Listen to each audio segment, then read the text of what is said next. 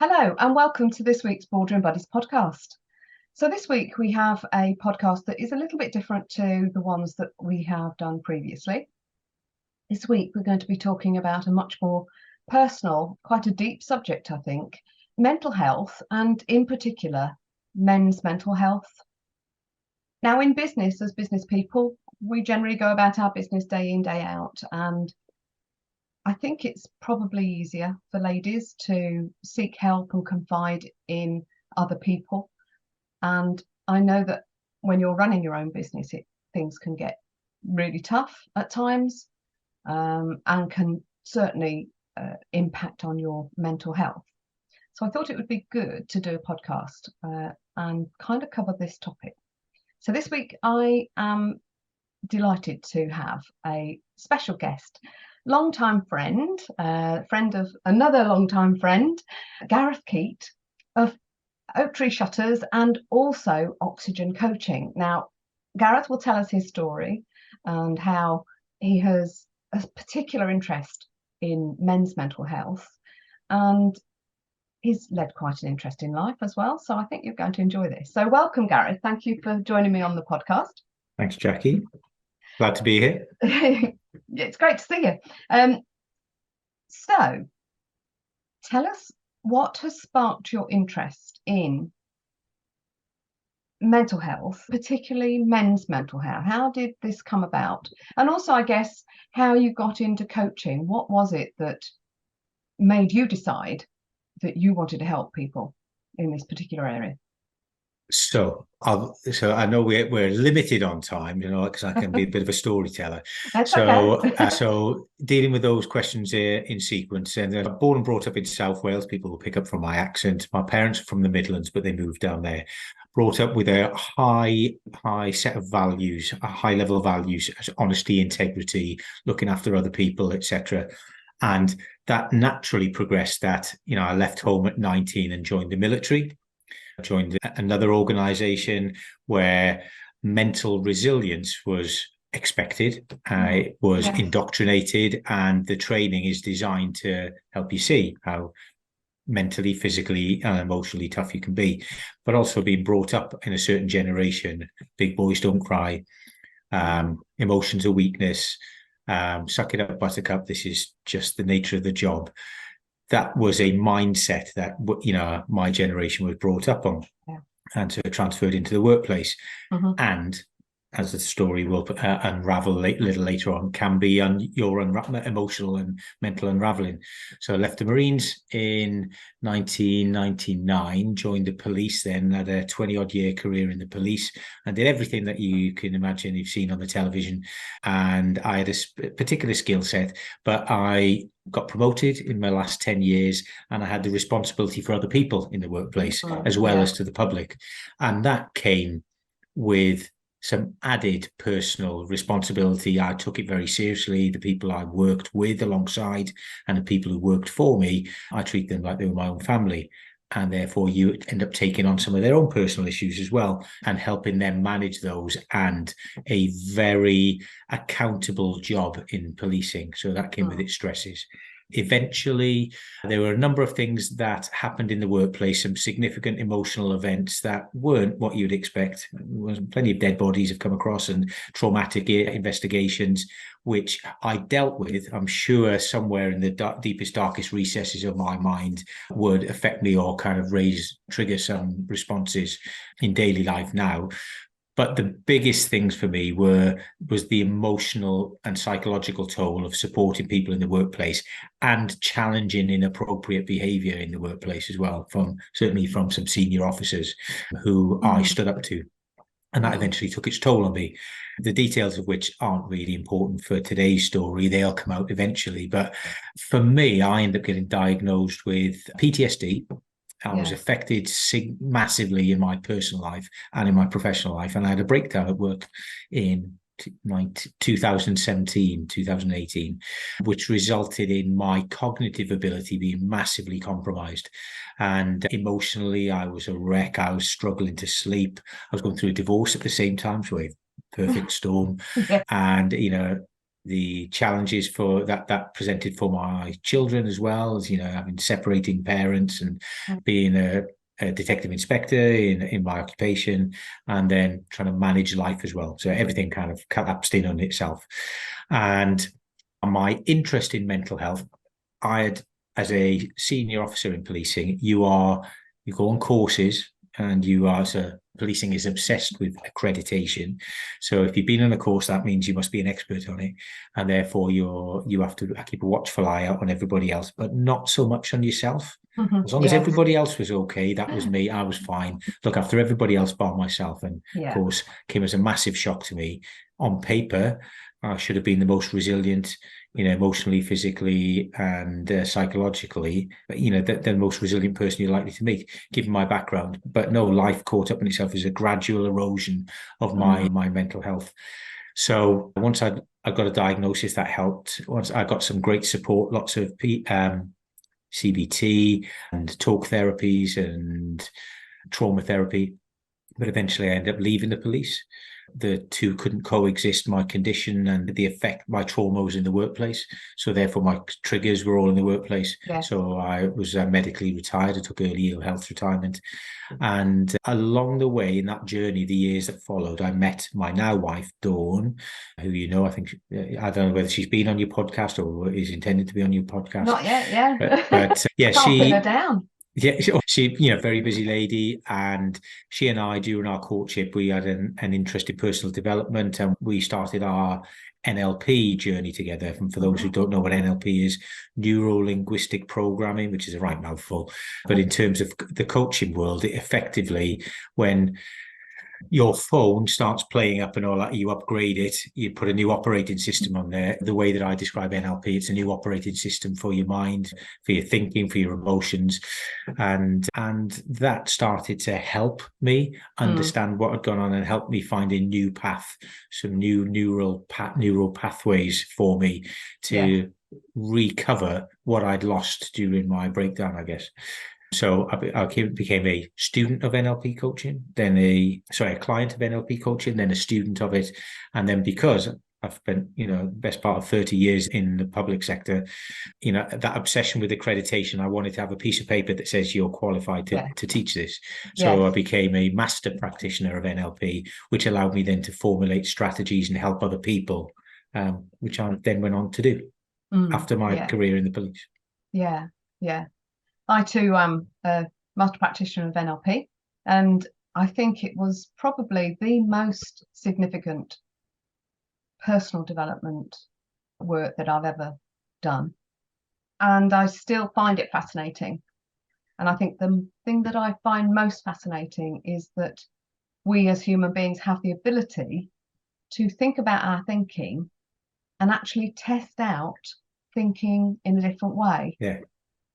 And I don't think we teach that in schools, that you can actually think a different way if you choose. There's a couple of schools of thought on the NLP side of things where I, like you, found it absolutely, I don't like to over exaggerate, use the word life changing, but it definitely at that period of my life where I was lost, it helped me find a route back and some purpose. And one of the things that was suggested around doing some group NLP work, where the most impactful stuff comes on from one-to-one, because you have to have trust with your coach. You have to have a good rapport. I've had some very good therapists in the past when I was first poorly at work, and the talk therapies helped me understand why my brain was and my body was responding the way that it was, but it didn't give me answers, the root cause stuff, a lot of which was in my childhood. And NLP encourages, as opposed to presents, a solution or an option or a medical opinion. I'm not medically qualified to give opinion. All I do is lead people down a route of self-discovery. And when I did it, I found it absolutely fascinating because it was done from my perspective. So no one was judging me. I didn't feel judged. I was observing my own journey using the very, very clever techniques that NLP presents and questions that are asked. Yeah, it's fascinating. And well, it got me through some sticky times as well. Okay, so I guess almost a rhetorical question then is, so that's why you're interested in men's mental health? Yeah, because I had to in order to get better. So, I as soon as I became a dad, I wanted to be a Yeah, hero for my kids. I wanted to be the best role model, the best dad that I could be, best cop. And I felt tremendous shame. I think the overarching feeling was shame and guilt for not being able to handle this, because the way right. that my embedded commands from when I was a child were big boys don't cry, emotions are weakness. You've just got to tough it out and take one step forward, put one foot in front of the other. No one wants to hear you whine or whinge. It's not about Yeah, whining or whinging. It's actually taking personal responsibility and looking after yourself for once rather than everybody else. And as soon as I accepted that, I realized I wanted to debunk the myth that big boys don't cry. It's okay yes, to cry. Don't get me wrong. I don't sit here with a bloody tissue all the time and get triggered by, yeah, every emotional, yeah. emotional Mm, event that I witness with other people. But I'm certainly more connected with my emotions than I was before, and I'm happy to talk about them a lot more. So I decided that when we set up Oxygen Coaching Company in 2019, I think it was, that I only wanted to work with men in the emergency services, is how I yes. pitched myself when I set up on LinkedIn. And I did a number of events and Mm, spoke at a number of events and encouraged and went on a number of podcasts and supported some charities as well. But I found that, and I still find that I have more female clients than I do men. And so I still don't think we're there yet. It's a tough ask sometimes, from my personal opinion, from my mhm. personal experience. It's tough to ask for help, to reach Yes. out to someone and go, you know what, I'm not really coping. Yeah, I felt pretty hard. And I thought, well, I'm in a deep, dark hole. I don't like what it looks like down there. So I want to dig myself out. So you end up digging yourself out. And there is some kudos with that. It's the kind of Rocky thing, Mhm. we're brought up in a certain generation. You're going to Yeah. fight against, Mm, the things that are pulling you down, as opposed yeah. to when you're on the descent and you don't recognize it, everybody else can. There's some very obvious things to other people, but you don't see yourself. The mood swings, the lack of sleep, the emotional eating, emotional drinking, or self-soothing in some other way. Mm, Everybody else can see it. Changes in character, and it's easy to get defensive because you feel you should be the person who has it all locked yeah. down, and I don't need judgment from anybody else. But Mm, the biggest thing I had to get over was the shame that I felt, which is totally irrational now, but at the time it was yes. palpable. It was Yes. overwhelming shame that I'm suffering from an illness that no one can see. Yeah. If it'd Do be you, easier. yeah, do you think that men feel that shame, if you like, more than women? I can't speak from a female perspective. I really can't. That would be arrogant of me to do so. I can only speak from a man's perspective. That unspoken shame. Hold it deep down. Brene Brown has got. I'd encourage anybody listen to this, men or women. Listen to, if you search on YouTube, Brene Brown shame. She's done a couple of TED talks, and her talk about shame is fantastic. It's a really good example of a family man talking about shame. And just Okay. I'll just leave that there, a mic Yeah. drop for you guys to go and research that. But it really spoke to me when I was struggling with my Mm, emotions and my mental health at that time. Yep, men mask their shame and their guilt, but they're totally appropriate in the right context. We in NLP, for example, breakthrough coaching, as you know, anger, sadness, fear, hurt, guilt, and shame are the six. They're not negative emotions because they're natural in the right circumstance. You would never say it's a negative emotion to grieve when you lose someone. That's sadness. mm, That's absolutely natural. Or when you're appropriately angry. It's just when you mm, hold on to it for the wrong reasons, then they can be yeah. debilitating. And that's what NLP helps you to do, Yeah. is to let go of that. And I found it when I discovered it. I thought, God, I want to be this kind of lean into my own vulnerability, share my story. That was the first big thing. Hmm. And then secondly, then encourage other men to come forward and go, I don't want to fall as hard as you did, or I have fallen, and some people have Mm, experienced dark thoughts and attempted suicides, and and some people have been, successful in those, sadly, in mm, those actions. And I wanted to try yeah. and prevent that. Yes. And Yeah. I found that Mm, there wasn't the will to engage with a private citizen, a person who's an independent. Within the public sector, there's a lot of, we'll come up with a solution ourselves and we'll only trust the people within our close-knit teams. Yeah. And so there's a nepotism that exists there. And it has a part of the, I can only speak for policing. I deal with and I support fire officers and NHS staff as well. And that culture exists. That there's a emotional suppression is encouraged, no matter what's said on a poster, no matter what's said on their force policies or their health and well-being. They have workshops and seminars. They'll toot their horns. I might sound bitter and twisted. I'm just speaking from reality, that there is a dark subculture of emotional suppression. And when you're in a position of authority, and I would imagine that happens the same in large businesses, large organizations as well. If people are not at the top of their game, it's a performance game, it's a performance culture. So if you're underperforming, a lot of places, not all, there's some wonderful organizations that are doing some great proactive stuff, wait for people to fall, and then they're seen as broken, and they might be passed up for opportunities for promotion, personal development, career progression, or even just, acknowledgement of the great work that they do. Yeah, I think, just the same in some larger organizations, you kind of wring out as much as you can from your people, get the highest performance possible. And then if they fall over, well, we'll get some help then. Very reactive. Sometimes, my experience has been there's very much that when people reach a crisis point, then people have to spring into action. And also everybody has to take some personal responsibility as well. I can say that my character type and my work ethic was one that I would work myself into the ground. There's nothing, if the Marines couldn't break me, then policing couldn't. So because I gave the appearance of being resilient, then therefore, what do? You give more work to the person who's making it look easy. And I accepted it. I never said no. So to a degree, I suppose I was my own worst enemy as well. And that's a mindset thing as well, because I didn't put myself first, because for fear of being called selfish, or for fear of being called not a team player. And I know I'm not the only one. There are hundreds of thousands of men and women who are like that. No matter what age you are as well, what generation you come from.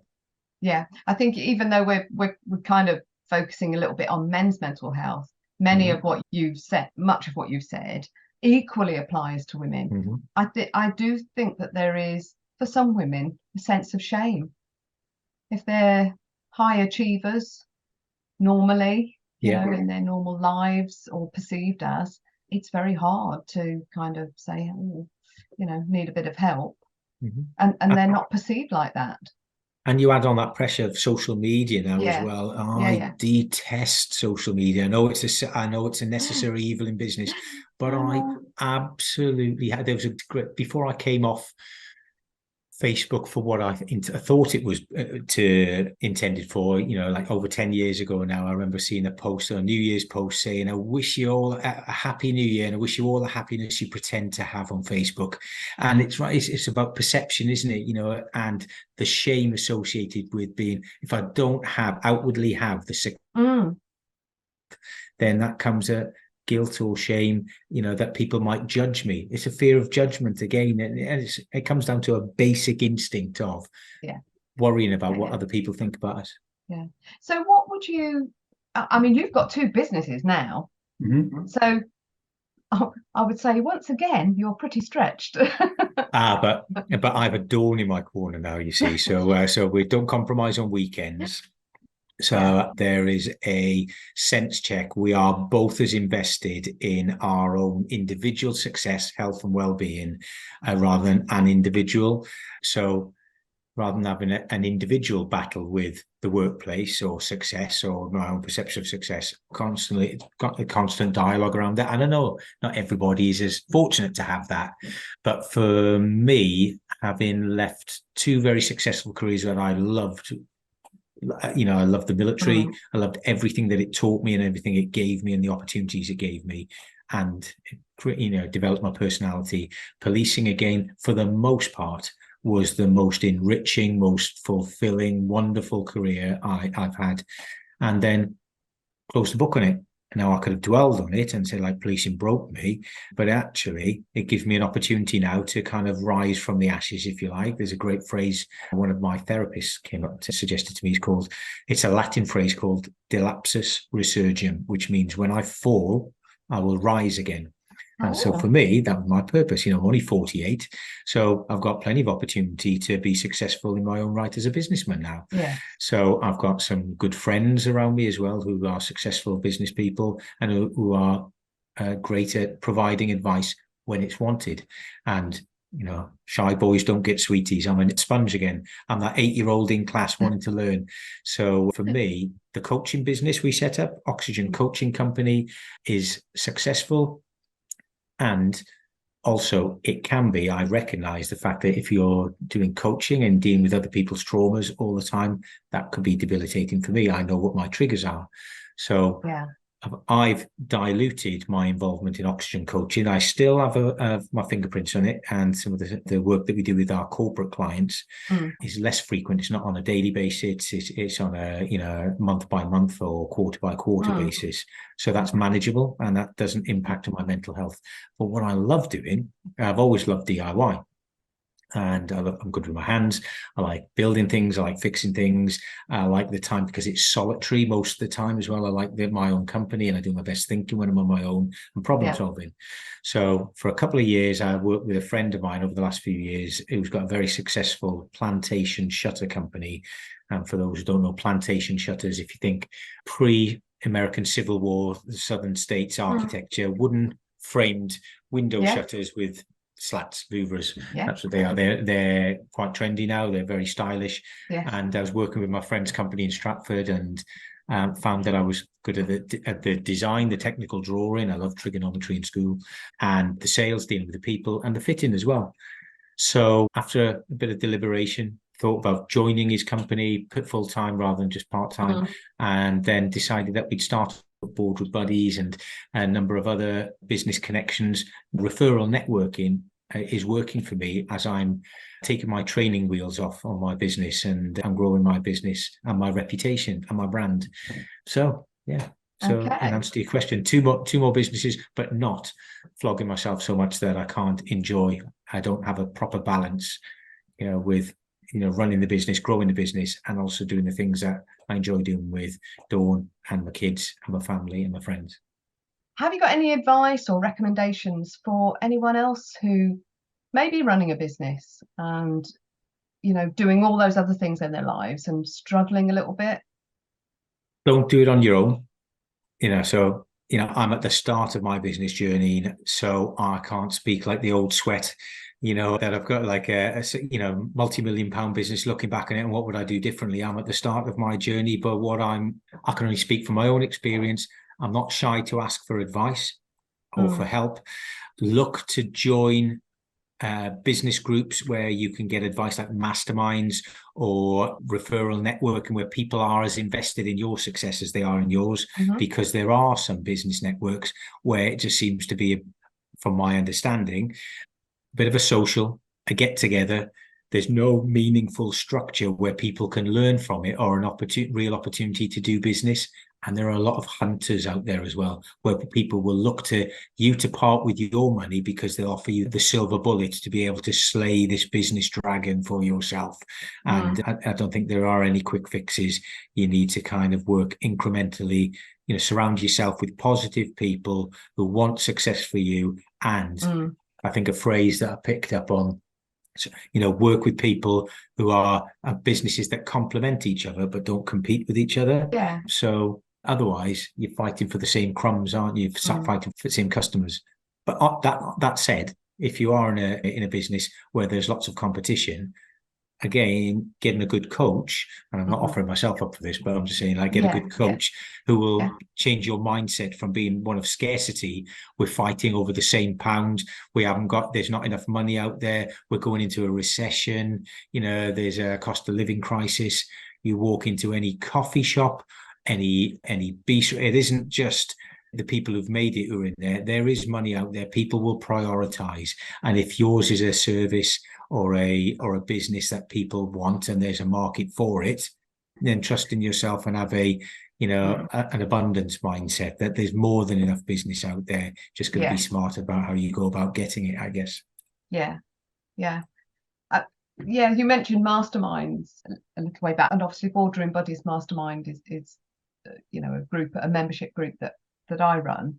We have a structure to our day, but there are lots of times when people will flag up more personal domestic stuff, and because we're a small group and because we've all signed a non-disclosure between us and know each other very well now, there's a good level of comfort in discussing those more personal issues that you might be struggling with, outside of your normal day-to-day business.